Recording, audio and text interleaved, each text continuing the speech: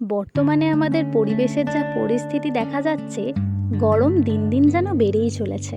এই গুমোট পরিস্থিতির মধ্যে বৃষ্টির দেখাই মেলা মুশকিল। আমি এই গরমের মধ্যেও চলে এসেছি গাছ বসাতে। তবে আজ আর বেশি গাছ বসাবো না, একটা গাছের মতো মাটি তৈরি করছি। একেবারেই কম খরচে আমি এই মাটিটা তৈরি করে নিয়েছি। কম খরচ বলতে টাকা তো একেবারেই লাগেনি, কিছু মাটি, গোবর সার আর বালি মিশিয়ে মাটিটা তৈরি করে নিলাম। আর এই হলো সেই গাছ। নার্সারি থেকে এই সাদা জবার গাছটা আমি এনেছিলাম।